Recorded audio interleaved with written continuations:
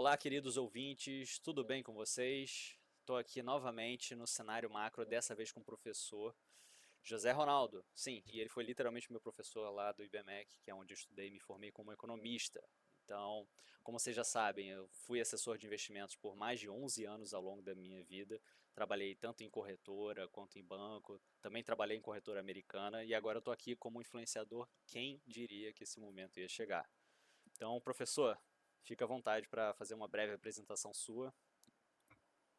Obrigado, Paulo, pelo convite. Eu sou professor do IBMEC e trabalhei muitos anos, quase 20 anos no IPEA, como pesquisador, diretor, e hoje sou consultor também.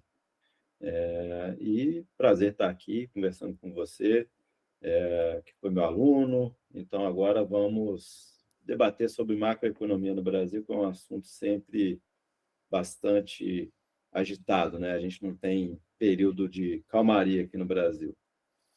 Nunca tivemos esse período de calmaria, né, professor? Acho que é meio que uma máxima da nossa história, né, como um todo. Acho que nunca a gente teve calma, né? E é uma honra, professor, estar aqui do outro lado participando com você. Vamos ver se dessa vez eu vou passar em macroeconomia, né, pessoal? Vamos lá. Professor, deixa eu começar com um tema aqui que me chamou a atenção, que eu já vi, inclusive, uma palestra sua também, que a gente participa de alguns eventos juntos, essa parte das famílias, né? Muitos têm a dúvida em relação à inadimplência, endividamento, então, antes de mais nada, da gente começar esse tema um pouco mais aprofundado, explica qual que é a diferença para o pessoal que está assistindo a gente entre endividamento e inadimplência. Uhum. O endividamento das famílias, você vai ver, né, o quanto a pessoa tem de dívida, endividamento com o sistema financeiro e o quanto ela recebe de renda no ano. Tá? Então, você vai ver um nível ali de endividamento comparativamente ao nível de renda. Então, para você ver se essas pessoas estão com a dívida alta ou baixa, a comparação é com o nível de renda, que é o que dá para fazer. No caso da inadimplência, tem a ver com o período em que você está com pagamento em atraso, né? Então, a inadimplência, é até bom destacar isso, porque o indicador de inadimplência, muitas vezes as pessoas olham e falam, mas está baixo. O indicador de inadimplência no Brasil não é alto. Mas aí que está a questão. A inadimplência, ela é até um período. Se for mais do que esse período regulamentar aí que tem que o Banco Central dá, você tem que contabilizar, o banco, no caso, tem que contabilizar como uma perda. Então, ele deixa de ser inadimplência e passa a ser uma perda. Tá? Então, quando você olha para o indicador de inadimplência, aí há uma piora na economia, ou no mercado de trabalho, etc., você costuma ver uma piora da inadimplência, mas ela não vai chegar num limite altíssimo, porque aqueles pagamentos que não foram feitos, uma perda, ele sai da conta. Então, você tem inadimplência 180 dias e por aí vai. Então, tem 90, tem 180 dias, tem esses indicadores. Ultrapassou, deixa de ser inadimplência. E aqui no Brasil a gente tem uma taxa de inadimplência e de endividamento alto, quando a gente faz um paralelo ali em comparação com outros países que são classe média, né, tentar comparar ali a nível econômico os nossos pares. Nosso é relativamente mais alto? Essa é uma excelente pergunta. O que acontece? O endividamento no Brasil ele não é tão alto. Tá? A inadimplência também não. Mas aí onde que está a diferença? Em relação à inadimplência, a grande diferença no caso brasileiro é que aqui tem uma dificuldade muito grande de cobrar dívidas. Então, quando a dívida não é paga, e aí esse caso que eu mencionei, que deixa de ser uma inadimplência e passa a ser uma perda do banco, para cobrar aquilo na justiça, cobrar as garantias, etc., é muito custoso aqui no Brasil e muito complicado. Então, essas perdas são grandes e elas são comparativamente grandes no caso brasileiro e geram um aumento do juro final. Tá? Em relação ao nível do endividamento, o nível de endividamento aqui no Brasil ele não é tão alto, mas aí tem um problema. O prazo é muito curto, a taxa de juros é muito alta.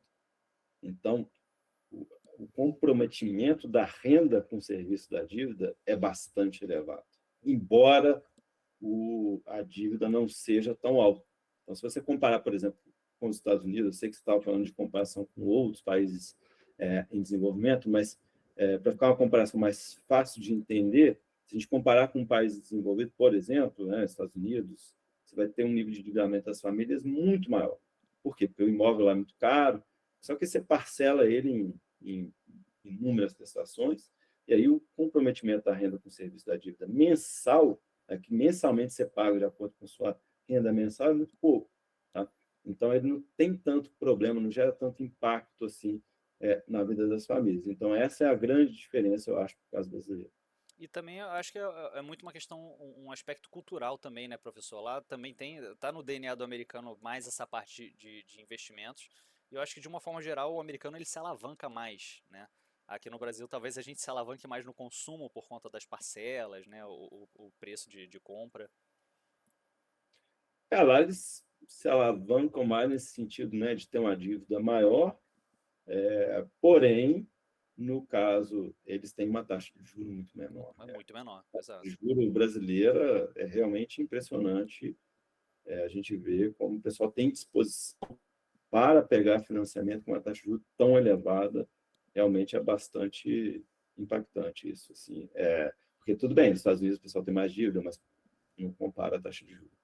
Pois é, né? Então é bom a gente pontuar esse tipo de coisa também, porque são universos diferentes. Então isso vai gerar resultados diferentes, vai gerar um comportamento para o consumidor barra investidor diferente também. Você falou nessa questão da taxa de juros, professor. É uma jabuticaba brasileira a nossa taxa básica de juros, a nossa Selic? Porque quando eu tenho clientes que também investem internacionalmente, e o gringo ele está acostumado aqui, poxa, Paulo, para eu sair aqui do risk-free rate, né, do básico ali sem correr risco, é 4% ao ano, 6%, e olha lá, 6% o cara acha muito.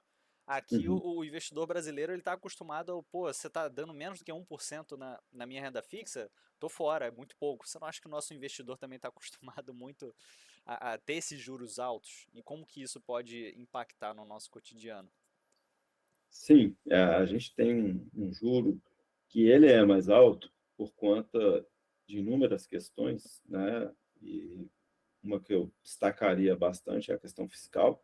Acho que a gente não vai conversar mais sobre isso, mas a gente tem um desequilíbrio fiscal em nível de endividamento público muito grande, uma taxa de poupança muito baixa, e isso tudo junto gera uma pressão muito grande para a escassa poupança que está disponível aí para funding, para qualquer coisa. Né? Então, essa disputa é muito grande e aí a taxa de juros acaba sendo mais elevada, o risco, né, de mudanças aqui no Brasil, e isso é uma coisa até curiosa, porque quando a gente vai falar de investimento com alguém, a necessidade de ter investimento no exterior, por exemplo, né, a pessoa pergunta, mas o dinheiro lá rende?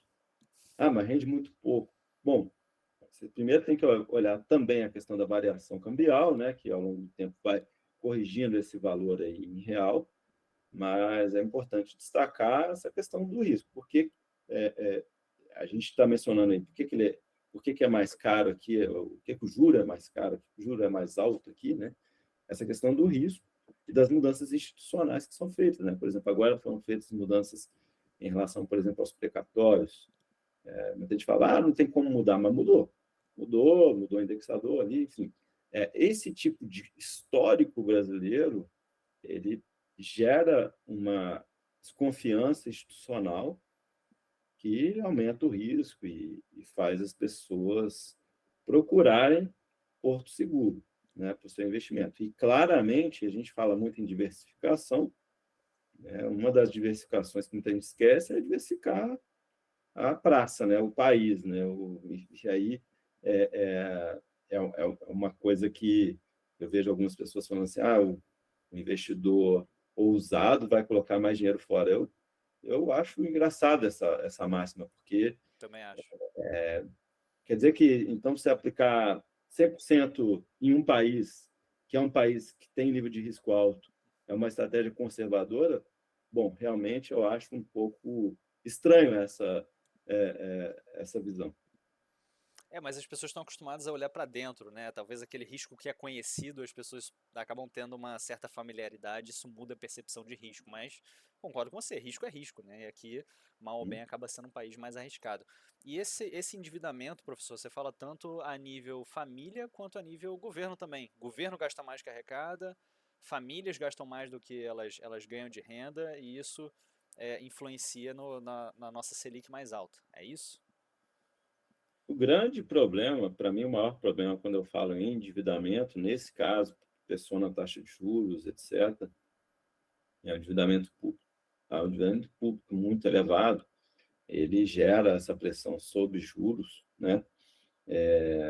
Muito grande na base, né? O que seria o risk-free no Brasil, ele tem um risco muito alto, ele não é free nada, né? Então, ele tem essa questão. E no caso das famílias, o grande problema no Brasil, que pesa, que gera esse spread muito grande, um dos elementos que gera esse spread muito grande para o tomador final é a dificuldade de cobrança de dívida. Sim. Então, esse é um ponto gravíssimo. Tanto é que o mercado de crédito ele só destravou depois que foram feitas algumas reformas que focaram na melhora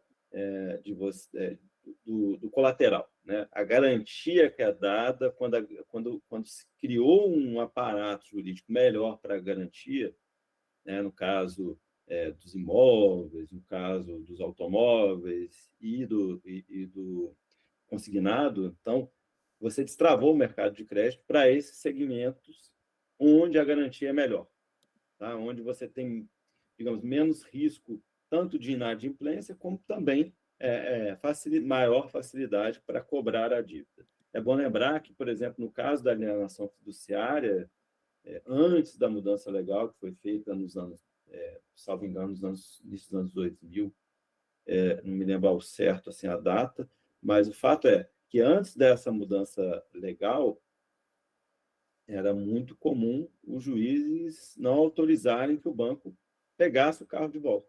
Por quê? Porque, obviamente, uma pessoa que deixou de pagar um financiamento vai ter alguma história triste para contar, e muitas vezes verdadeira, tá? Assim, mas o fato é que isso somado, você gera um problema gravíssimo, que é o seguinte: tá? O custo médio fica elevado, o prazo médio é diminuído e muita gente deixa de ter acesso a esse tipo de financiamento. Quando você facilita a cobrança de dívida, você vai ter, obviamente, uma melhora de acesso, uma redução de custo. Tá? E aí, nos financiamentos que não têm garantia, esses aí o custo é elevado, o prazo é baixo, e aí gera esse problema do serviço da dívida, no caso brasileiro, de ocupar um percentual tão grande da renda, como é o caso. Tá? Mais de 20% da renda ocupada por pagamento de serviço de dívida. Tá? Então, assim, para ser até mais preciso, cerca de 27% hoje está chegando o comprometimento da renda com serviço da dívida, isso mensal. Tá? Então, quer dizer, bastante elevado, está nos dos níveis mais altos da história, pelo menos da série que a gente tem disponível. Mais de um quarto da renda, então, para pagar essa questão de juros sobre o capital, né? Realmente parece bem alto mesmo.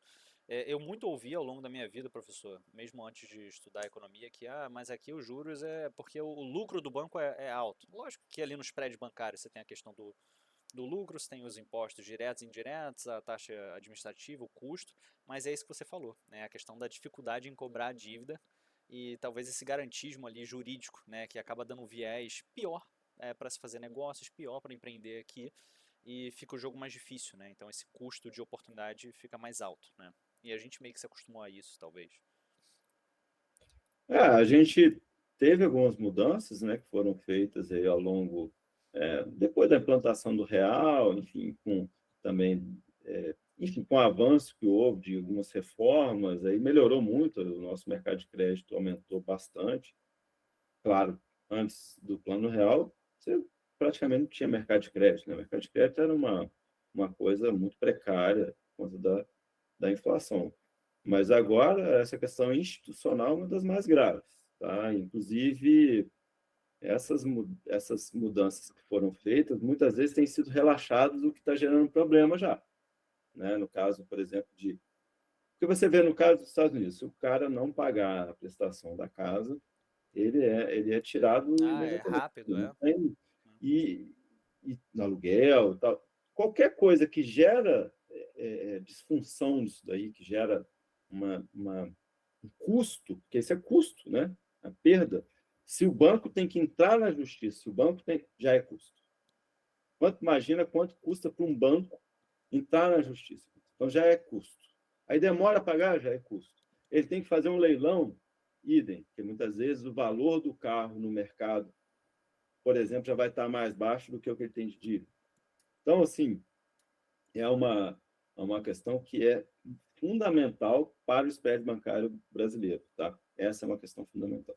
Força aí para os guerreiros que trabalham no mercado financeiro na parte de cobrança de dívida. Eu, graças a Deus, nunca trabalhei, porque deve ser bem tenebroso. Essa parte ali do PDD, provisão para devedores duvidosos, nossa, eu achava bem tenso lidar com isso. Isso que você falou, professor, é verdade, porque eu tenho conhecido que lá nos Estados Unidos ele lidou com isso. Ele estava alugando um quarto e o colega ao lado, né, que morava lá né, naquele complexo que ele morava, atrasou o aluguel, né, e já 2 dias depois ele já recebeu o eviction note, já foi colado na porta dele, ó, você vai embora daqui se você não pagar até a data tal, né? E por outro lado, também tenho histórias aqui, sem comprometer ninguém, né, professor? Essas histórias é sempre de um amigo meu, né? Um amigo Uhum. meu ficou sabendo, né, que no prédio dele o cara não pagou, só que o cara mora há anos sem pagar o aluguel. E continua, né? Isso acontece. Isso acontece. Você tem exemplos aí em qualquer condomínio que você vai ver. O cara não paga a taxa do condomínio e aí gera um monte de problema. Enfim, aqui realmente a gente tem essa questão muito presente e isso gera custos muito grandes. Assim, é uma coisa bastante importante a gente avaliar. Eu até já fiz um pós-doutorado em Direito da Regulação. O custo social, o custo econômico de decisões judiciais. Eu frequentemente dou cursos aí para juízes e tal sobre o assunto, assim, porque muitas vezes parece que você está fazendo o bem, mas na prática você está gerando um custo para a sociedade. Então você melhora para uma, piora para um monte. Então é o que a gente chama de ótimo de Pareto em economia. Não, esse não é um ótimo de Pareto. Você melhora para um, piorando para um monte. Então está longe de ser ótimo de Pareto. Ainda tem que fazer essa conta, né, para ver se vale a pena, né? Então, isso é verdade. Professor, indo para essa parte aqui da dívida pública, né, que você já até citou ali, né, já fez um paralelo do que a gente está conversando. Dívida pública bruta do Brasil já está em 79% do PIB. Eu acho que o professor não está surpreso em relação a essa notícia, tá? Mas, de qualquer forma, ele está abaixo do esperado, né? Era esperado pelo mercado que ele tivesse um endividamento maior ainda, tá? Existe solução para a gente, né, para além ali de... A gente precisa melhorar nossas instituições, a forma como a gente vota, o que falta para a gente? Porque desde que eu comecei a economia eu ouço essa notícia, isso é meio que normal para a gente. A gente tem um problema muito grave aí, sim. O endividamento está menor do que era esperado em determinados momentos, porque a gente teve um crescimento de PIB maior, teve alguns ajustes também que ocorreriam em alguns momentos de metodologia de PIB, que faz com que o denominador fique maior, então você acaba tendo um endividamento menor. Mas ainda assim, ele está tendo um aumento muito grande nos últimos anos. Ano a ano, ele está tendo aumentos bastante significativos. E pior, tá? O nível está elevado para um país emergente, e não só está elevado, como está em elevação. Então, uma coisa que eu me lembro quando a gente teve a discussão sobre o teto dos gastos públicos, na época eu estava no governo e a discussão, eu fiz várias simulações, tem um texto meu na época que simulando, etc., e para ver a questão da sustentabilidade. E a grande discussão é a seguinte: bom, a gente tem um desequilíbrio fiscal primário, que é o quê? Antes do pagamento dos juros da dívida, a gente tem um rombo. Então, assim, mesmo sem considerar o pagamento de juros, a gente não arrecada o suficiente. E aí, isso gera o quê? Gera crescimento da dívida. E já estamos há muito tempo com isso, tá? Mas é muito tempo mesmo. Então, isso faz o quê? Isso faz com que a nossa dívida continue em tendência de alta, e aí a busca da solução é sempre feita, ou não. No momento, a gente não está buscando solução, infelizmente, tá? A gente, nos momentos, buscou, outros não. No Brasil, a gente não optou, pelo menos não no período recente, por uma solução mais rápida de corte de gastos. É bom destacar isso. Assim como foi feito, isso foi feito em Portugal, na Grécia, que estava em situação crítica, eles fizeram corte de gasto, corte. Chegaram a cortar, eu não estou aqui defendendo, eu estou só falando, ó, lá foi feito assim. Cortaram salário, cortaram previdência, cortaram, diminuíram. Argentina também, né, professor? E aí, o que foi a opção brasileira? Evitar, na época lá, com o teatro. Colocar um teto dos gastos globais, e aí você não poderia aumentar mais do que a inflação, ou seja, congelar os gastos em termos reais. Qual que era o problema disso? O problema disso é que você tinha algumas despesas que necessariamente iam ter um crescimento vegetativo maior, mesmo que você não estivesse dando aumento real, por exemplo, salário mínimo, na época, tá? Por conta da demografia, né? O aumento da população aposentando, você gera essa pressão aí de gastos. E aí todo mundo já sabia que era preciso, para que sobrevivesse aquele arranjo institucional, que tivesse uma reforma da Previdência, que não saiu na época que se votou, né, o teto dos gastos, mas no governo subsequente isso foi aprovado, né, e embora com essa demora. Tá? Com a flexibilização que houve com o chamado novo arcabouço fiscal, naturalmente ficou muito difícil de você conter esse crescimento do endividamento, porque a receita, a despesa, ela cresce de acordo com a receita. Tem lá uma fórmula, enfim, não vou aqui entrar nessa complicação, mas o fato é que o que sobra para diminuir, para melhorar esse resultado fiscal é muito pouco, e depende das condições. Tá? Então, e voltar a algumas vinculações que são bastante complicadas, porque as vinculações de saúde e educação são com a receita. Então, você tem um arcabouço que automaticamente, porque quando estava com o teto dos gastos, essa vinculação tinha sido cortada. Você tinha um mínimo que você tinha que gastar, que tinha que ser reajustado pela inflação, mas você não tinha mais o vínculo com a receita. Aí agora, com a volta do vínculo com a receita, o que acontece? O ganho que você tem por meio de aumento de receita, parte dele vai com aumento de despesa obrigatoriamente feito. Tá? E o governo está dependendo praticamente tudo em aumento de receita. Por quê? Está dando aumento real para o salário mínimo. Aumento acima da inflação para o salário mínimo é a grande questão do aumento de gastos no Brasil. Se eu tivesse que eleger um ponto, eu não estou falando que é o único, mas é o principal. É o principal? É. Isso eu te afirmo com toda certeza. Por quê? Porque ele reajusta regime geral de previdência social, praticamente mais da metade aí dos beneficiários, tá? Reajusta o BPC, que é o benefício de prestação continuada, que é definido pela Lei Orgânica de Assistência Social, que está crescendo vertiginosamente, tá? Por várias questões, não só aumento do salário mínimo, mas aumento da base mesmo, tá? Então, tem problemas graves aí, tá? Abono salarial, enfim, um monte de coisa é linkada com o salário mínimo. E as transferências de renda no Brasil são o grande item de custo do governo federal. De longe, mas de muito longe. Muita gente fica preocupada se está gastando com cafezinho, com viagem. Isso não é nada, nada, zero, comparativamente falando, em termos percentuais. Com transferência de renda, esquece. Então, se a pessoa acha que aí é o problema, que é o investimento, que você construiu uma ponte. Em termos de governo federal, gente, investimento é muito pouco, muito pouco. Então, assim, hoje, se você me perguntar alguma medida para conter gasto público efetiva, que gere impacto realmente grande, se não passar pela questão do aumento do salário mínimo real acima da inflação, se não passar por alguma coisa ligada à Previdência, esquece.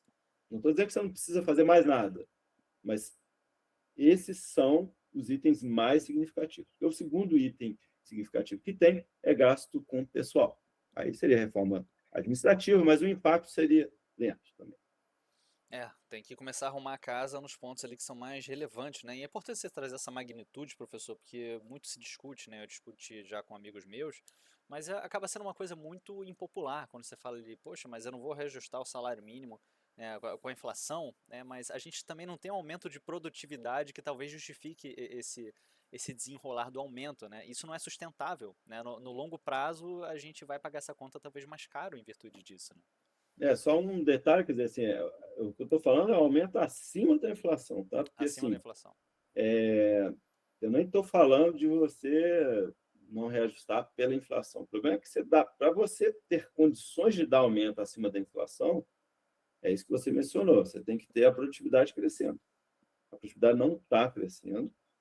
E no caso da Previdência Pública, não faz sentido também. Porque se o cara aposentou, ele não tem como ter ganho de produtividade. Tá? Então, é uma questão. Muita gente defende, por exemplo, a desvinculação do mínimo, do piso do previdenciário com o salário mínimo. Tá? É uma questão. Mas, de qualquer forma, a gente tem um problema aí que é essa questão. A gente não tem aumentos de produtividade que são duradouros e fica aí aumentando todo ano, em termos reais, o salário mínimo. E isso é insustentável, independentemente de qual seja o próximo governo. Não tem como sustentar isso. Tá? Assim, só fazer a conta. Tá? Tem coisa que, por isso que eu gosto de ser economista, tem coisa que você faz a conta, joga para frente e fala, é isso aqui. E aí? O que você me diz? Quando isso ficou claro no caso da Previdência, o pessoal entendeu. Porque eu me lembro, tá, quando eu comecei a trabalhar e tal, eu ouvi algumas pessoas que já eram mais experientes me falando uma coisa, eu gravei, nunca mais me esqueci. Tá? Que, olha, não entra nesse jogo aí na discussão da Previdência, se tem déficit ou superávit, blá, blá, blá. Porque era muito comum ter essa disputa. Ah, não, mas aí você não colocou tal receita com contribuição. Aí me falaram uma coisa que eu nunca esqueci, que era assim, olha para a despesa e veja se a despesa tem um crescimento que é sustentável. Ponto. Aí você mata. Por quê? Se a despesa ela vai, vamos supor que a despesa vai tendo uma tendência crescente sem fim. Ela vai indo, vai indo, vai indo. Para você tornar aquilo sustentável, você vai ter que aumentar a receita na mesma proporção. E aí, como é que fica? Faz sentido você ter uma carga tributária de 50% do PIB? Não dá. Né? Então, independentemente se você vai fazer conta se é déficit, se é superávit, e essa é uma discussão que agora já também não está tendo muito mais importância, porque todo mundo já entendeu que tem déficit mesmo. Tá? Mas, de qualquer forma, se entrarem nessa discussão, fala assim, tá bom, mas quanto está crescendo a despesa? E o Então, governo agora com... Desculpa, professor, você quer concluir? não, pode seguir. Né, e isso lembra outras notícias que a gente vê direto no jornal. O governo com recorde de arrecadação, então o problema não é a nossa receita, né? É exatamente essa parte ali do gasto público, né? A gente está dependendo apenas de aumento de receita. Né? E aí está ficando uma situação bastante complicada, porque vai ficando disfuncional. Por exemplo, agora, recentemente, houve um aumento de tarifa de importação de máquinas, equipamentos, que são essenciais para investimentos, que são essenciais para o aumento da produtividade no Brasil, que foi uma luta antiga, foi dificílima de vencer. E aí o governo, para a questão arrecadatória, mudou isso. Isso é andar para trás. Tá? Isso é claramente você está andando para trás com uma medida como essa. Tá? Você tem que estimular investimento e não o contrário. Não faz sentido nenhum, nenhum, nenhum. Então você começa a pensar, por exemplo, tem uma discussão, né, sobre os investimentos que são incentivados, né, infraestrutura, etc. Por que existe esse incentivo fiscal no imposto de renda? Porque no Brasil o pessoal não queria comprar título longo. Não precisa explicar por quê, né? Risco e tal. Com esse incentivo, o pessoal passou a comprar título mais longo. Isso viabiliza um monte de investimento, por exemplo, em infraestrutura de rodovia e outras coisas tantas. Tá? Então, é essencial. Outra coisa, o nosso agro era sempre amarrado com a quantidade de dinheiro que o governo disponibilizava para o famoso Plano Safra. O que aconteceu nos últimos anos? Tá? Você foi desvinculando disso. Tá? E aí o empresário do agro foi captando o mercado financeiro. Esse estímulo também ajudou a consolidar esse mercado. Tá?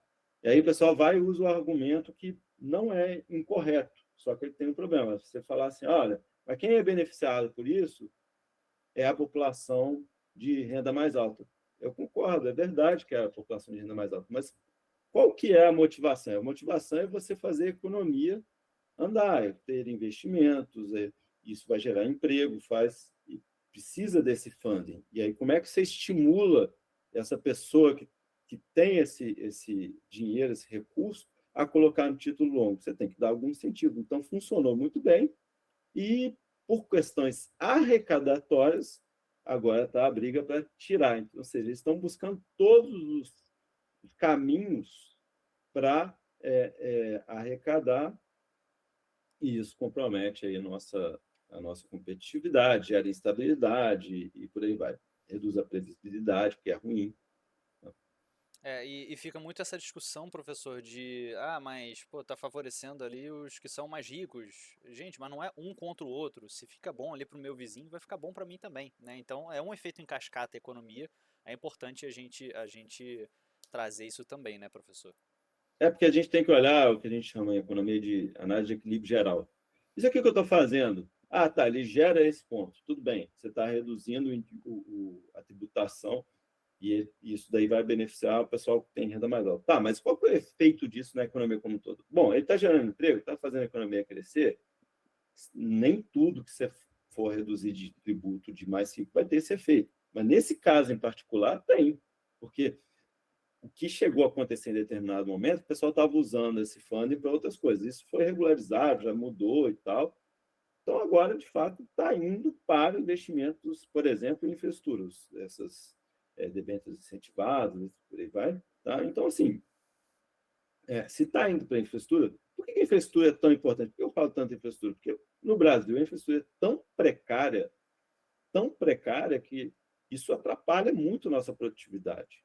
Tá? Então, assim, é extremamente precário. Quem tem dúvida disso, basta fazer uma pequena viagem para um país desenvolvido para falar, opa, peraí, realmente aqui é caótico. Rodovia, ferrovia, enfim, praticamente tudo. Tá? É bastante caótico ou caro. Tá? É isso. É porque depende muito da matriz da rodovia, né? Que a gente tem as outras vias ali que não são tão desenvolvidas e a gente acaba aumentando ali o custo direto, né? Em cima do nosso consumo, porque tudo é carregado ali da forma mais cara, né? Professor, eu vi também aqui essa questão de que o Brasil sobe para o rating BB+, tá? Com um ajuste fiscal crível, tá? Isso é o que está diretamente na matéria. Então, quem deu essa nota foi a Fitch, né, que é uma agência de rating, né, internacional que avalia ali o risco país, né, a nível global. A gente consegue chegar num grau de investimento interessante? Será que a gente consegue fazer um bom dever de casa a ponto de chegar perto de um país desenvolvido e ter um rating melhor? É possível, mas infelizmente hoje, à luz das propostas que a gente vê, a gente hoje em dia não tem visto muita discussão de proposta econômica, não há essa perspectiva visível hoje. Mas possível, claro que é.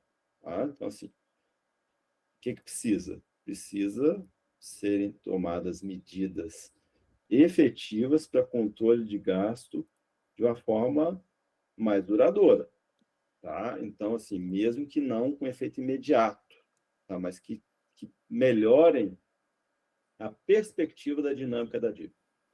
O grande ponto que um analista tem que olhar quando está avaliando essa questão fiscal é a perspectiva da dinâmica da dívida. Esse é o ponto, assim. É claro que política pública é mais que isso, você tem que analisar se a qualidade desse gasto, se a efetividade desse gasto, como é que estão os serviços públicos, etc, etc. Porém, sob a luz, né, na ótica de finanças públicas, de risco, aí olhar perfil de dívida e dinâmica da dívida. Ela tende a crescer, ela tende a crescer e estabilizar, ou ela tende só a crescer? Porque aí que você vai olhar e vai falar assim, bom, se ela estiver num caminho explosivo, aí gera um problema gravíssimo. Não está explosivo porque alguém vai fazer alguma coisa aqui. Só que você fica na dependência. Hoje, nós estamos na dependência de, no próximo governo, fazerem alguma coisa. Seja ele quem for. De lá ou de cá, de onde for, vai ter que fazer. Vai ter que fazer algum ajuste. Esse ajuste vai ser efetivo? Vai ser o suficiente? E aí nós vamos ter que avaliar. Tá? O mercado vai avaliar. Mas hoje, digamos, como se diz no mercado, está precificado o quê? Se estivesse precificado que não ia ser feito o ajuste, a gente já teria tido um derramamento de sangue no mercado. Tá? Então, não está precificado que não vai haver ajuste. Se estivesse precificado, já teria uma crise. Tá bom? Eu não estou dizendo que o mercado está precificando a situação vai ficar maravilhosa. Não é isso. Estou dizendo o seguinte, o mercado não acredita que o endividamento vai ter essa trajetória explosiva, que acha que o governo vai ajustando, vai tomando as medidas para conter e tal, que é uma aposta, tá? E que eu espero que seja verdadeira. Que a gente costuma reagir em crise. Quando tem momento de crise, reage. Mas quando está tudo bem, ninguém faz nada. E aí, às vezes, você vai reagir pior depois, fica mais difícil, fica mais caro, e por aí vai. Aquele sujeito ali que deixa lá, que já tá com uma nota 5, que sabe que para passar no Cristiano Ronaldo precisa de um 7, o cara deixa para a última semana para estudar, para fazer o dever de casa, né, professor? Deixa ali para a última hora. Isso é mais caro. Você adia o ajuste fica mais caro, gera mais impacto negativo na economia. Tá? Quanto antes você fizer os ajustes, muito mais efeito vai ter, melhor menos impacto negativo vai ter, o efeito colateral é menor. Você deixa a doença se espalhar, depois vai chegar com um medicamento pesado, esse é o ponto. Tá? Então, aí o efeito colateral claramente é maior. Pois é, e com isso, né, a gente teve toda a questão também da pandemia, né, a reação de cada um dos países ali pós-pandemia, alguns se recuperaram mais rápido, outros não. O Brasil foi um dos que talvez tenha se recuperado de forma mais tardia. Mal ou bem, a gente recebe a notícia também de que existe um movimento bilionário para a nossa bolsa local. O gringo, de alguma forma, falou assim, pô, o Brasil tá barato, tem que comprar. E veio uma enxurrada de grana de capital estrangeiro. Isso também deu uma derrubada no dólar, né? Tem as pessoas que vão falar que o dólar foi derrubado por outro motivo, mas basicamente eu diria que foi essa entrada de fluxo de capital estrangeiro. Aqui é uma planície verde, professor, aqui é um mar de rosas para investir. Será que esse dinheiro ele não vai fugir daqui a pouco? O que a gente precisa fazer para que esse dinheiro permaneça aqui, para que não seja só um capital especulativo? Primeiro eu vou falar sobre a taxa de câmbio. A taxa de câmbio realmente a pior coisa que tem para prever a economia, tá? É a taxa de câmbio, porque ela depende de fatores internos e externos. E hoje, como você mencionou, eu concordo, ela está nesse patamar porque está entrando dinheiro, e está entrando dinheiro porque o pessoal o mercado está julgando que a política americana está ruim e tal, e aí está desconfiando do dólar, está, neste momento, tirando dinheiro de lá, e parte disso tem vindo para o Brasil. Qual que é a ideia? No Brasil você tem problema, mas não tá com nada, enfim, não explodiu nenhum problema agora. Tá meio que assim, não está lá, não está bom, mas não está ruim. Tá? Então, o pessoal julga, o mundo inteiro também está gastando muito, só que, aí que tá. Isso dura até quando? A qualquer momento, né? Outro dia me perguntaram, eu compro dólar agora? Eu falei, olha, eu iria comprando. Por quê? Bom, pelo seguinte, a qualquer momento essa alegria toda pode acabar. E por quê? Porque a gente tem uma fragilidade fiscal, que é a que eu mencionei, gravíssima. E aí, dependendo das propostas, dependendo dos discursos, das promessas, enfim, da discussão sobre a economia ou a não discussão, isso vai gerar uma desconfiança, pode gerar uma desconfiança. Se o mundo não continuar o mar de rosas que está, tem o flight to quality, que independentemente do que esteja acontecendo, o flight to quality não é para o Brasil. Tá? Cansei de ver crises americanas que você fala assim, mas crise está nos Estados Unidos, mas aí você flight to quality para os Estados Unidos? É curioso, né? A crise do subprime era isso. Você tinha uma crise nos Estados Unidos, mas o pessoal tirou dinheiro daqui e levou para lá. Tá? É isso. Porque você tira do mais frágil. Tá? Então, assim, O que me interessa, na verdade, é atrair dinheiro para investimento mais longo, investimento externo direto. Tá? Esse sim é investimento que eu acho que é o que a gente tem que mirar. E para isso, tá? Não esse capital especulativo de curto prazo, que vem atrás de juro alto. Estou aqui fazendo discurso contra isso, mas é porque assim, eu acho que a gente tem que mirar o dinheiro para vir aqui investir em negócios, enxergar oportunidades realmente de negócios no país. Tá? E para isso você tem que ter previsibilidade. Tá? Então, eu não enxergo isso acontecendo. Então, um movimento de curto prazo, que está realmente jogando, mexendo com a taxa de câmbio, e que, no momento, está dessa forma. Ok, até quando? A gente vai ver. Se tiver, por exemplo, a gente tem, né, as bolsas americanas elevadas, porque acredita-se que a inteligência artificial vai ter um impacto muito grande na rentabilidade das empresas, positivo. Beleza, isso pode acontecer? Pode. O fenômeno, dessa vez, é bastante diferente do fenômeno das .com que houve no início dos anos 2000. De fato, as empresas são empresas grandes, que têm lucro, que têm um negócio sério. Lá era muita empresa assim que você imaginava que ia ter que ganhar dinheiro, tal, mas de qualquer forma há uma ideia agora de que as empresas vão gerar um lucro absurdamente grande. E se isso não se verificar, se em determinado momento o mercado chegar à conclusão que não, tá, e ligar um modo pânico, que a gente sabe que do nada essas coisas acontecem, enfim, por conta desses fundamentos, né? Enfim, alguma coisa acontece e aí o pessoal descobre que tal tecnologia que estava investindo não deu aquilo que se imaginava, e aí faz a conta de novo, vê que o valuation estava muito exagerado, e aí tem uma corrida desse tipo. Não estou prevendo que isso vai acontecer, mas estou dizendo isso é possível? É. E aí, se acontece isso,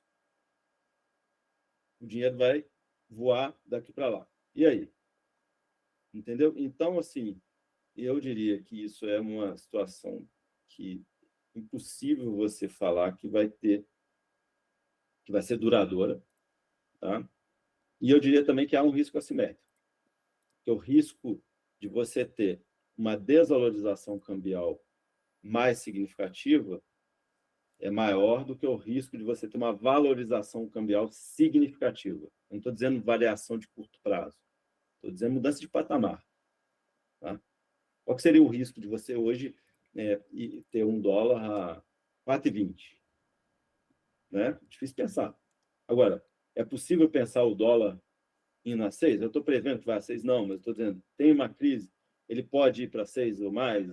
Pode, pode. Então, isso é o que a gente chama de risco assimétrico. Tá? E por quê? Por conta da fragilidade do Brasil. Ah, mas os Estados Unidos gasta muito também, tem endividamento. Sim, eles têm um problema, isso não é brincadeira, a gente tem que considerar, é fato.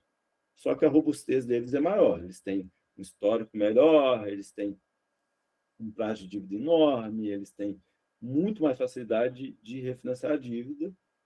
Então, enfim, uma institucionalidade que histórico de nunca ter dado default em dívida. Tá? Então, é diferente você comparar um país que já mudou regra toda hora, que já deu calote, enfim, o histórico é sempre levado em consideração. Pois é, e rola dívida, deixa para frente. A economia é pragmática, né? Quando a gente fala expectativa e mercado, né, não é que existe uma figura que represente o todo-poderoso, uma espécie de oráculo. É basicamente a média das expectativas das pessoas. Então, o que o professor está dizendo aqui, corrija se estiver errado, professor, é a questão da expectativa dos agentes. Uma coisa é o aluno pensa que ele vai tirar 10 na prova do professor. Ele tira 9. Foi abaixo da expectativa dele. Um outro Uhum, lá que estudava pouco pensou que ia tirar 0, tirou 4, foi acima. Não quer dizer que aquele que foi acima da expectativa tá bom, que às vezes a uhum. expectativa era muito ruim, né? Que é exatamente essa questão aqui que a gente leu, né, do rating e risco país.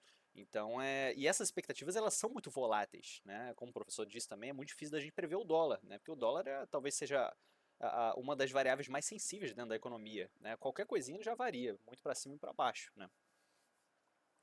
Sim, exatamente. A gente tem uma dificuldade, porque isso depende de guerra no exterior, depende de de tanta coisa no exterior, de tanta coisa aqui dentro, que realmente a gente tem uma dificuldade muito grande de prever. A única coisa que eu acho que dá para fazer é isso, é assim, avaliar se o risco é simétrico, a tendência de longo prazo, se ele está numa taxa que é razoável, não está, tá? Quais são os condicionantes e como que esses condicionantes estão caminhando, fazer cenários para isso. Isso aí dá para fazer, né? É o que eu estou falando. Essa questão fiscal fundamental vai ser alvo de debate eleitoral. E esse debate, à medida que for rolando, vai impactando como a percepção de risco dos agentes e, por consequência, também a, a própria taxa de juros, a própria taxa de câmbio. Tá? Então, é esse o ponto que a gente vai ter que observar aí nos próximos meses. E a compra de dólar também, professor, eu diria que vários também clientes me perguntam, agora está o momento de comprar? Gente, o momento de comprar, se você quer exatamente evitar você ter um custo maior, é você suavizar o seu risco ao longo do tempo. Né? Então, o momento de comprar é sempre você ter a constância, você ter a disciplina para aquilo. Não tenta tirar um 10 e comprar o dólar mais barato. Né? Esse cara que mira nota 10 dentro do mercado acionário, dentro do mercado de opções, ele normalmente se frustra, ele tira uma nota baixa. Tá? Então procure você tirar um 6, procure acertar a maior parte das vezes você tendo compras constantes de forma parcimoniosa. É mais ou menos por aí, professor? Sim, você fazer a famosa taxa média, né? Taxa média. Então, você vai saber exatamente qual vai ser a mínima? Não. Não. Não sabe. Não tem como saber. E aí, o que se faz? Vai comprando. Então, por exemplo, agora eu posso dizer que seria um momento que você gera, que é atrativo? Sim. Por quê? Quando você olha para o histórico recente, você fala, bom, está num nível relativamente baixo. Significa que está no mínimo? Claro que não. Não tem como a gente dizer que está no mínimo. Mas vai comprando, aí você vai fazendo uma taxa média. É igual a bolsa. Pensa numa bolsa sólida com a americana.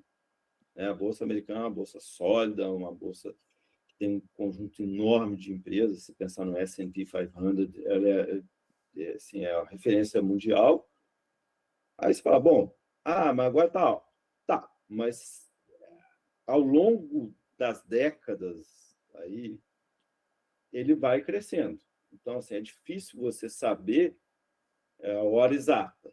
Tá? Então, a única coisa que você, se você estiver fazendo investimento de longo prazo e tiver como manter esse capital ali por muito tempo, uma coisa você vai saber, você vai ganhar no longo prazo. Tá? É claro.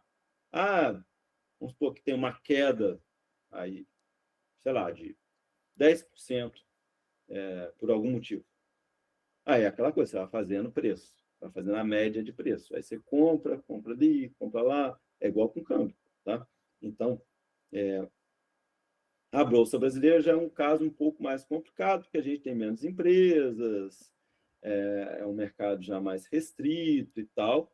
A lógica é parecida, mas as tendências de risco-retorno já não são tão boas como a gente quando compara com o mercado acionário americano. Exato, e até porque o americano tem que correr atrás, porque né, antes da pandemia, especialmente, a taxa de juros era baixíssima, né? Tinha muito aquele dizer ali, o adolescente que ganhou um T-bond ali do pai, né? Que é um treasury, um título público, ele ficava entediado, porque aquele troço não rendia, né? Então o cara já corria logo para o mercado acionário, mesmo sem entender muito. Aqui não, Sim. aqui a gente tem a gangorra do lado inverso, a gente tem uma Selic muito alta, e qual que é o incentivo, né, de ir para a bolsa, né, tomar risco? Brigar com a Selic aqui é muito complicado, e isso claramente tem um impacto na disposição dos empresários de investir. Você vai correr riscos enormes de várias fontes, né? Então, quando a gente está avaliando investimento, a gente fala, tem risco de mercado, tem risco de default, tem risco disso, tem risco daquilo, enfim, tem risco de crédito, tem vários riscos, né, que a gente relaciona. No caso de um negócio, você tem muito mais risco, você tem o próprio risco do negócio, né, além de todos os demais. Você tem riscos por exemplo, trabalhistas, você tem riscos, sei lá, inúmeros riscos, tá? Então, e aí você vai fazer isso. Quando? Você vai fazer isso quando sua expectativa de retorno é muito alta. Porque o custo de oportunidade, que é essa renda fixa aí, te dá um retorno maravilhoso. Aí, muitas vezes, você vai falar, bom, eu vou investir, não vale a pena. Aí, menos projetos são viáveis, menos se investe, menos emprego gera, menos a economia cresce. Então, esse é uma questão, uma armadilha que a gente está preso no Brasil, infelizmente. E ninguém torce aqui para que a Selic seja alta, né? Se a gente quer ver a economia destravar, gerar emprego, as pessoas tomarem risco, empreender, a gente quer justamente que a Selic caia, mas isso acaba sendo um reflexo, né, professor, de uma inflação que é cronicamente alta no Brasil, né? Quando um corpo está doente, né, que tem a bactéria para combater, ele eleva a temperatura corporal. É agradável aquilo? Não, mas é necessário. Então talvez essa analogia sirva ali para a Selic também. A gente tem uma inflação muito alta quando comparado ali aos Estados Unidos e comparado com outros países também. Pois é, e mais uma vez, desculpe a insistência com o mesmo tema, etc., mas mais uma vez a gente vem com desequilíbrio fiscal. É um governo que, os governos brasileiros têm essa tendência, né? A gente está vivendo isso muito claramente, de aumentar continuamente os gastos, uma taxa muito elevada, e isso estimula demais a demanda, gera uma pressão sobre a inflação, e aí o Banco Central tem que fazer uma política mais dura do que seria necessário em situação normal, e esse é o equilíbrio que a gente tem, entendeu? Um equilíbrio ruim, um equilíbrio que a gente não desejaria, mas é o fato. Tá? E ano eleitoral é difícil dessa realidade mudar também, né, professor? Porque gastar é politicamente muito mais prazeroso, né? Então, Qualquer governo, ele sempre vai ter uma pressão para gastar. Seja o governo de qualquer tipo, a pressão por gasto sempre vai vir. Por quê? Porque o político ele quer entregar a obra, ele quer transferir dinheiro, ele, enfim, gastar é muito melhor. Né? Agora, cortar gasto, você vai sempre desagradar, você vai sempre causar algum problema, muitas vezes em coisa que é meritória, mas talvez não seja o melhor gasto, tá? E aí, como é que você faz? Né? Para fazer esse tipo de coisa, você vai ter que encarar o problema da popularidade. Né? Você vai ter o sangue frio de uma Margaret Thatcher, que ela ia até o fim, ó, isso aqui nós vamos fazer, tem que ser isso, então vamos fazer até o fim. Quantos hoje estão dispostos a, né, nesse ambiente novo político que a gente tem atualmente, muito redes sociais, etc., onde o populismo tem se mostrado mais claro, tomar esses remédios amargos aí? Então, né, porque o efeito de longo prazo a gente sabe, né? Então, mas dá tempo para esse político esperar esse longo prazo.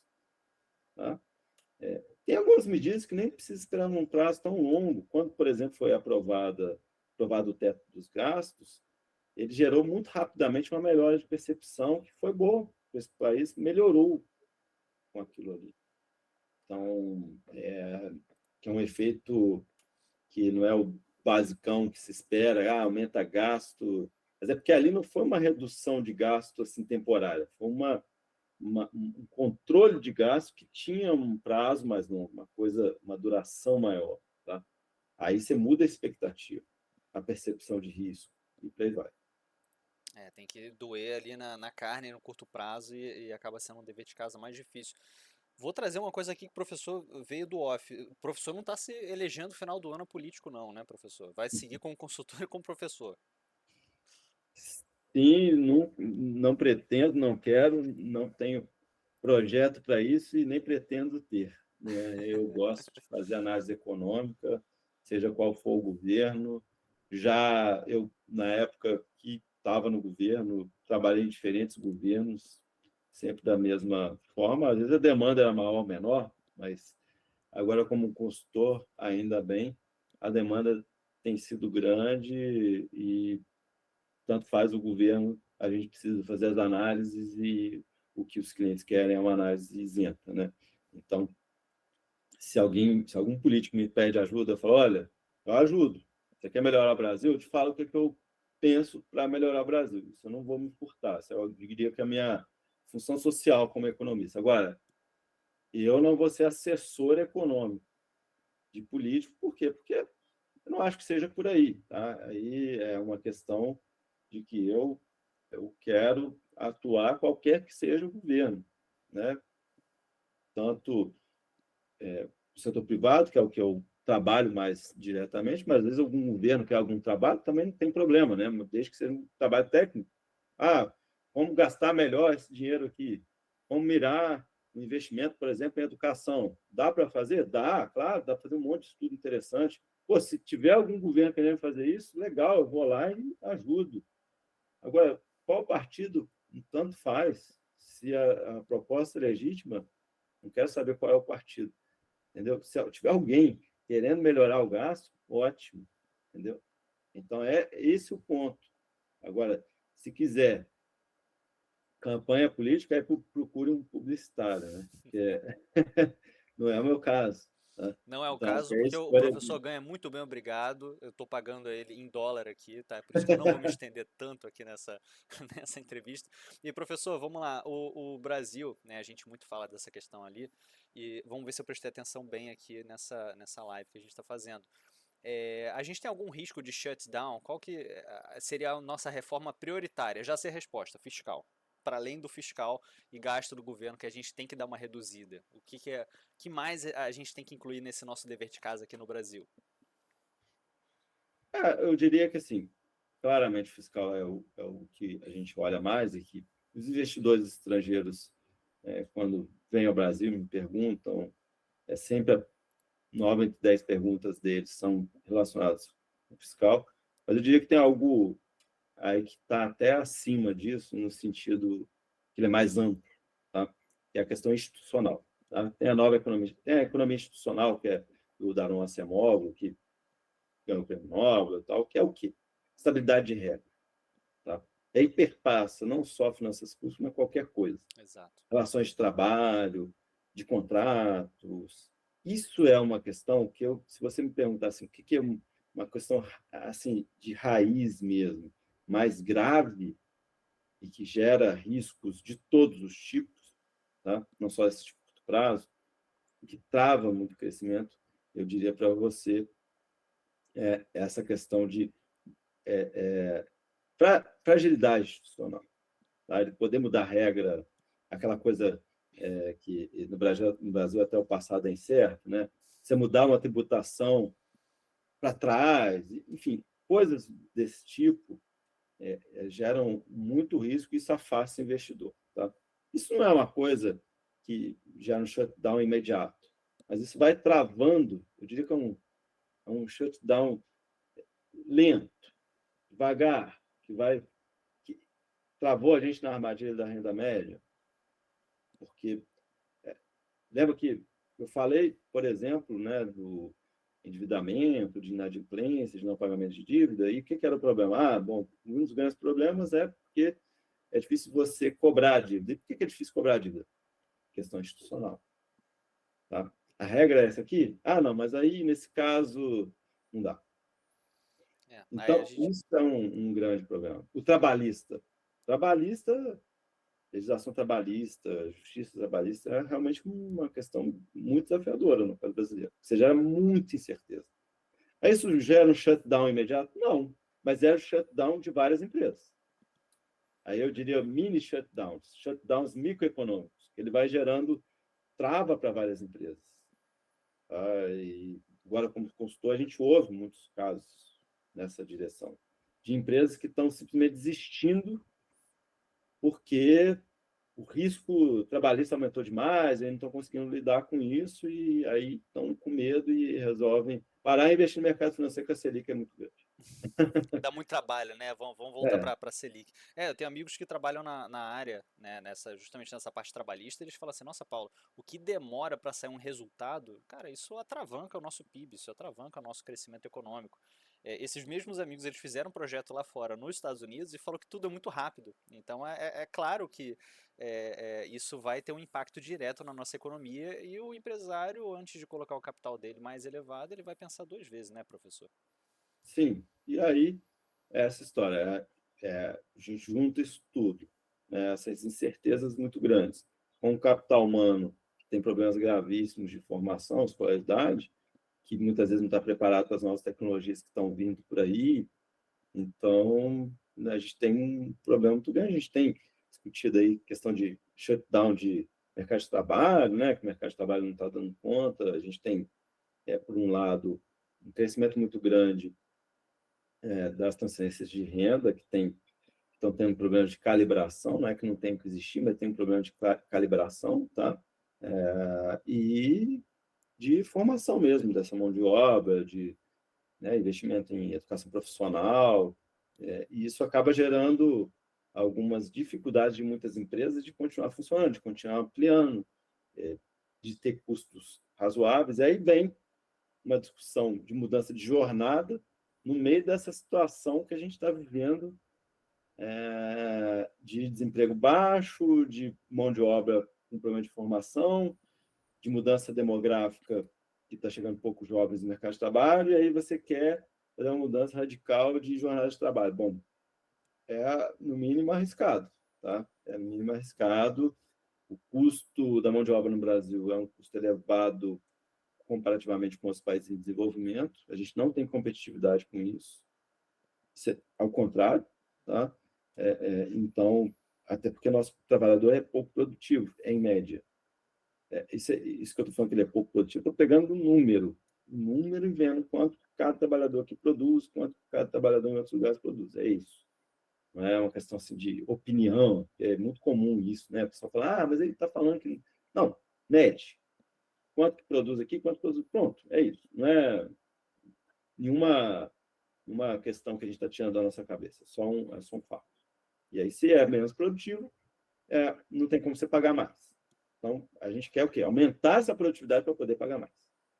Tá? Aumentar na Uma das formas canetada é difícil, né? é igual reduzir juro acanetado, não vai. Então, para crescer de forma sustentável a renda, a gente tem que aumentar de forma sustentável a produtividade. Ponto. Talvez essa seja uma discussão para país mais desenvolvido e nem é uma síndrome de vira-lata. Como o professor diz, a gente está analisando dados, né? A gente não tem uma predileção para um lado pelo outro, é um negócio totalmente técnico e imparcial.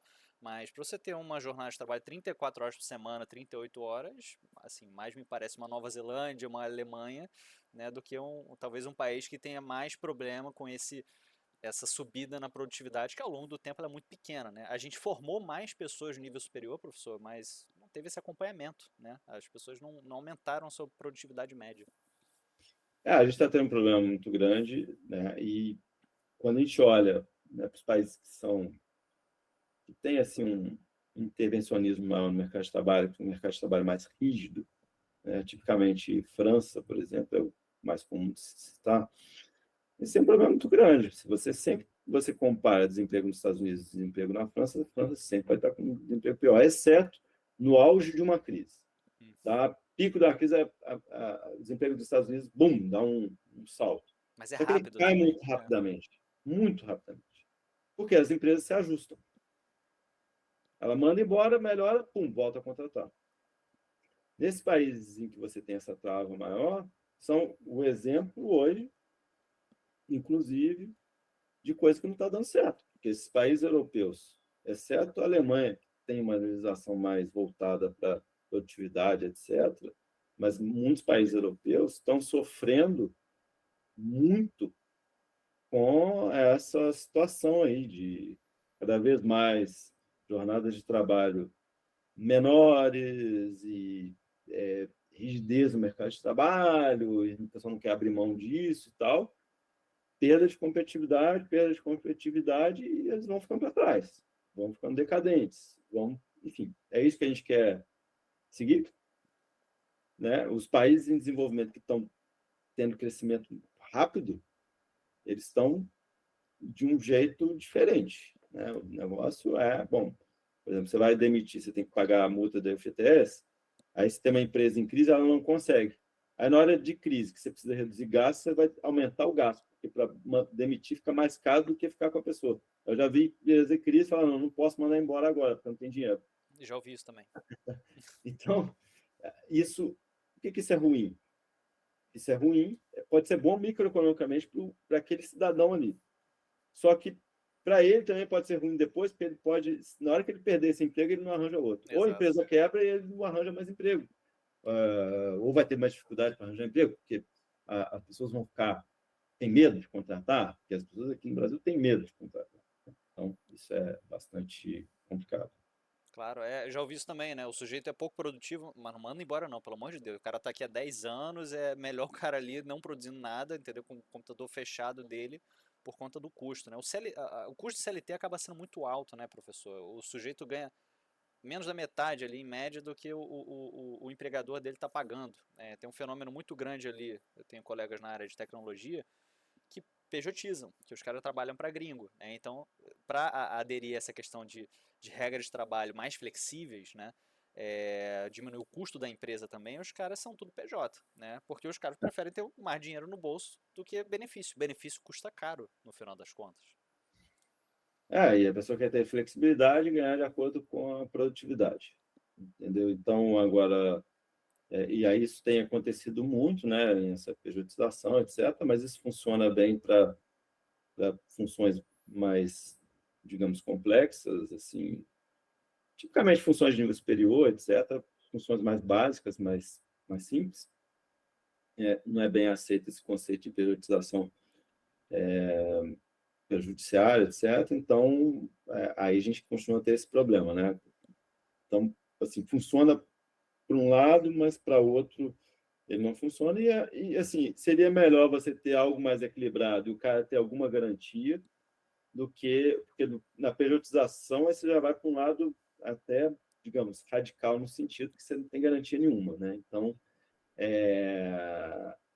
acaba que você querendo proteger demais gera uma fragilidade que é caminhar para uma direção em que você não tem proteção nenhuma, tá? Então, eu acho que é importante ter essa noção. O equilíbrio, né, professor, no final das contas. E quanto a essa questão que você também falou do desemprego, professor, por acaso a gente está numa mínima histórica de taxa de desemprego, né, que muito se fala, né, que nunca se empregou tanto no Brasil, né, pelo menos no mercado de trabalho como um todo aqui. Isso é bom para a gente? Até que ponto isso tem uma pressão inflacionária? A gente realmente está numa situação perto ali de um pleno emprego, por assim dizer, ou isso também não existe aqui num país como o Brasil? A gente está numa taxa de desemprego, em termos brasileiros, baixa, né? É claro que ela é diferente para cada nível de escolaridade, né? Na escolaridade superior, ela é mais baixa, porque a pessoa com nível superior tem mais flexibilidade para acessar emprego aqui, né? Para baixo, para cima. O cara que tem baixa escolaridade, ele só acessa aqui embaixo, ele não consegue subir, ou tem dificuldade de subir, né? Hoje em dia é mais difícil. Então, assim, a gente tem um momento que isso está gerando pressões de custo, sim, tá?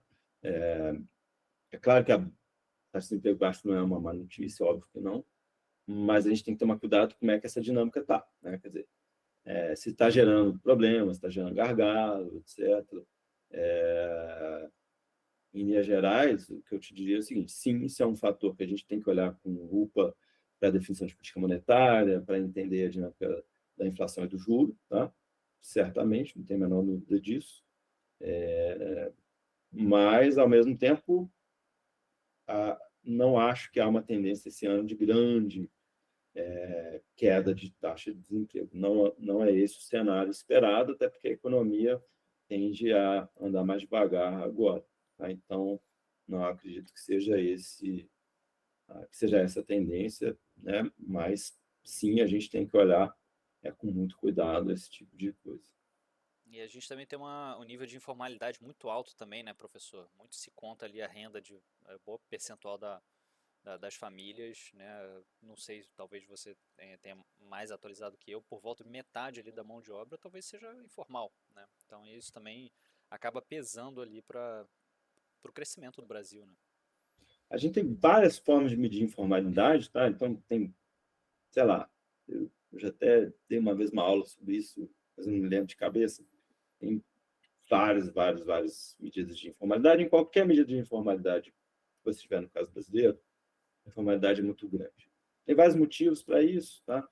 você tem informalidade que vem porque a empresa é informal, você tem informalidade por conta de custo trabalhista, muito também a questão de emprego doméstico, que aumentou muito o custo com as mudanças que ocorreram anos atrás, e assim que a mudança ocorreu, a informalidade explodiu, Claro. né?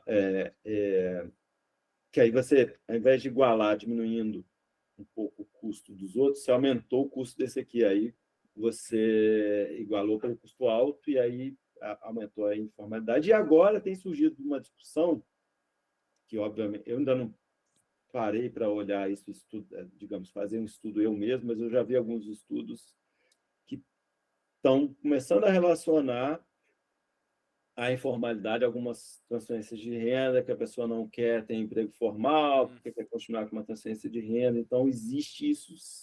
Isso é uma discussão que não é consensual e tal, porque no início dessas políticas elas eram bem mais focadas e isso não existia, foram feitas várias medições mostravam que isso não tinha, mas agora há esse problema de calibração da política, das políticas sociais. E aí a gente de entendimento e pelos estudos que eu li, eu estou convencido de que alguma coisa já tem, sim. Tá? Então, a gente tem esse fenômeno ocorrendo, não é desprezível, principalmente quando a gente está falando de funções mais simples. Tá? E o Brasil tem dificuldade de gerar empregos de patamar mais elevado. Isso é um fato. Tá? A gente tem pouca sofisticação aqui no Brasil, das empresas, do mercado de trabalho. E aí muita gente é isso, muita gente está mirando o mercado de trabalho internacional, tal, que paga melhor, e não está preocupado com, eu tenho que trabalhar 6 horas por dia, 3 vezes por semana, sei lá, 4 vezes por semana. A pessoa muitas vezes está preocupada em ter mais produtividade, ganhar mais, melhor e tal. Não estou dizendo que tem que trabalhar malucamente, não fazer mais nada da vida, não é isso, tá? Mas a pessoa ter liberdade dela poder escolher. Em determinada situação, ela quer ganhar mais, ela trabalha mais. Tá? Enfim, eu acho que tem que ter uma liberdade para isso. Mas, enfim, o fato é que a gente, além de não estar trabalhando para reduzir o custo trabalhista, a gente está trabalhando para aumentar o custo trabalhista com essa medida que está em discussão. Pois é, o professor não recebe nenhuma bolsa não, né? Nenhum subsídio, a sua renda é do seu trabalho mesmo, né, professor? A minha renda do meu trabalho. Não, beleza. E eu recentemente descobri, professor, ano passado, né? Você falou nessa questão tributária também, né? É difícil da gente também inovar, fazer alguma coisa diferente, porque enquanto a gente ainda tem essas discussões de que será que Big Mac é hambúrguer? Será que o sorvete do McDonald's ele é um gelato, é uma sobremesa gelada, né? Eu descobri que minha academia ela é uma escola de dança, por uma questão de alíquota de imposto de renda, né? Então a gente ainda tem também essa questão que eu diria que é uma perturbação ali para o cara que está empreendendo, né, para ele categorizar. O professor também tem um CNPJ dele, eu também tenho meu CNPJ. Às vezes eu fico preocupado de não esbarrar ali, de não cair em cima de uma regrinha que eu não vi. Eu tenho um corpo contábil ali que está à frente daquilo e eles me alertam para esse campo minado. Né? A gente também tem essa questão problemática que as nossas regras são complexas como um todo. Assim, vamos lá. Há as regras relacionadas a imposto de circulação de mercadorias e serviços, etc. Isso daí, com a reforma, vai melhorar bastante, tá? Porque houve uma simplificação bastante grande, houve uma melhora boa, tá? Não é perfeito, mas houve uma melhora boa. O problema é que a transição ela não vai ser nada trivial, você vai ter um período de 10 anos de transição aí. Mas não tem muito jeito, tem que ter também um período de transição, não tem muito o que fazer. Todos os países que fizeram reforma desse tipo tiveram algum período de transição, não tem como ser mudado do dia para a noite. Tá? Então, eu diria que esse ponto está sendo endereçado, embora não totalmente, mas está. Tá? Então, isso acho que vai melhorar e aí, quando tiver consolidado, vai aumentar a nossa produtividade, vai ser bom acabar com essa confusão aí. Talvez ainda exista alguma coisa em taxa de importação, que aí é ruim. Tá? Eu acho bastante que eu devia fazer alguma coisa, simplificar também nesse ponto. Já se tentou em algum momento, mas ainda tem algumas coisas. Mas se eu fosse montar uma economia, professor, eu ia colocar uma taxa só para todo mundo. Acho que ia ser fácil, né? Para deixar a minha mãe conseguir ali declarar o imposto de renda dela do quarto dela. Aí tem um monte de discussão que, enfim, de quem pode pagar mais, quem não pode, de redução de renda, aí já entra uma outra discussão, mas eu diria que a simplificação é boa, tá? Em geral. Embora você possa ter alguns ajustes para dar conta de alguns outros problemas. E aí, mas certamente essa questão de ficar discutindo se o negócio é bombom, se é doce, se é o que, isso é ridículo. Tá? Então, aí realmente não tem nem o que falar. Isso é um senso comum de que realmente é ridículo. A gente perde tempo, perde recurso, É. perde verba, todo mundo perde, a gente paga a conta no final né, de tudo. E aqui para finalizar a nossa entrevista, que está sendo muito agradável, espero que vocês estejam gostando tanto quanto eu, que para mim é maravilhoso falar de economia. Professor, uma dica para aquele estudante seu, você ainda atua como professor, aquele cara de 20 e poucos anos, está lá na faculdade, não sabe se ele quer seguir a carreira de economia, puta, mercado financeiro parece difícil, não sei o que eu faço da minha vida. Um conselho que você daria para esse jovem, tá ali nos primeiros períodos, ciclo básico, até o terceiro, quarto período de economia, uma lição de moral, uma verdade, você pode contar uma mentira, o que você falaria para esse cara que está ali precisando de um norte? Bom, eu acho que as pessoas têm que entender se aquilo ali faz sentido em termos de habilidade, se eu tenho habilidade para o assunto, se eu estou disposto. E o cenário hoje é um cenário muito incerto no mercado de trabalho por conta das mudanças que estão ocorrendo, mas uma coisa sempre vai ser verdade: a pessoa que aprende a estudar, a aprende a aprender, certamente ela vai ter mais condições no mercado de trabalho do que uma pessoa que não desenvolveu essa habilidade. E por que muitas vezes você procura um cara que fez engenharia no ITA, que é símbolo de dificuldade, para uma função complexa que não tem nada a ver com engenharia aeronáutica, por exemplo? Porque você entende que aquele cara deu conta, ou aquela mulher, aquele homem, sei lá, que seja, que essa pessoa dá conta de um problema difícil. A gente, no mercado de trabalho, independentemente de onde você vai, você tem que resolver problema. O economista ele vai ter que sentar e falar assim: isso aqui é tal coisa, é solução. Encontrar solução, como quantificar uma coisa, como resolver uma coisa, como pagar menos juros. Tem um monte de coisa que você pode resolver, mais complexa, menos complexa, mas o fato é resolver problemas, você vai ter que pensar. Se você não desenvolve isso, esquece. Tá? Então, mas esse modelo que eu não vou usar. E daí? Aprende a raciocinar esse modelo. Você já vai ganhar. Tá? E essa desculpa de que isso aqui eu não vou usar, esquece. Esquece, aí não serve. Então, você vai estudar o quê? Você vai estudar o que você quer aprender só da prática, você vai viver. Na escola, você tem que aprender a desenvolver intelectualmente, não coisas que tem que ser assim, totalmente fora da realidade, não tem nada a ver com isso. Mas você tem que aprender ali a desenvolver raciocínio, e no caso do economista, desenvolver raciocínio econômico. Pensar logicamente, quantitativamente. Inevitável. Inevitável. É por isso que no meu treinamento de tênis eu saco a bolinha 400 vezes em cada um dos treinamentos. Eu vou sacar 400 vezes dentro de um jogo? Não, não vou, mas é questão do treino, né? É questão da É o gente fundamento. aprimorar. Exatamente. E professor, e quando ninguém conhece a gente mostra o que? Nossos sinalizadores. Esse que você falou do IMIITA, né, é uma sinalização que o cara dá para o mercado no patamar de competência que ele tem, de skill, né? O cara é minimamente disciplinado e habilidoso naquilo. Eu fiz aula com o professor Zé Ronaldo, não foi fácil passar, não fiz em ITA, mas olha, rigoroso esse daqui, tá? Para passar nele. Então já foi uma baita sinalização ali também de competência. Mas é isso aí, professor, eu concordo plenamente. E o sinalizador é importante, né? Por isso que a gente se certifica, por isso que a gente estuda, por isso que a gente tira uma pós-graduação, mestrado, doutorado. É isso. A sinalização, principalmente para alguém que tem pouca experiência, né, está no início do mercado de trabalho, muitas vezes é a única coisa que tem. Tá? É claro que aí um profissional que já tem mais anos de trabalho, ele tem que mostrar o portfólio dele, né? Tem que mostrar o que ele Exato. fez, o que ele já foi, o que ele desenvolveu, o que ele construiu, né? Aí já passa para outro patamar. Aí já é outra história. Mas para ele chegar nisso, ele ter um bom portfólio para mostrar, ele vai ter que ter desenvolvido, tá? Então, assim, você não pode perder tempo, tá? Se você está sentado na escola, na faculdade, seja o que for, se você está na sala de aula, aproveitar bem aquele momento.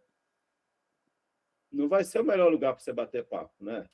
Então, muito menos se for na minha aula, porque aí eu não vou deixar mesmo. Então, É isso aí. Aí já nem passa, o cara já não consegue nem tirar o suficiente para passar. Isso é ele verdade, não vai professor. conseguir falar, porque eu não, eu não preciso nem dar bronca disso, né? Porque o pessoal em geral não fala na minha aula, né? Mas não fala que eu digo, não conversa entre si, né? Eu estimulo muito que eles falem participando, isso aí é fundamental. Mas não em conversa paralela, que não tem nada a ver.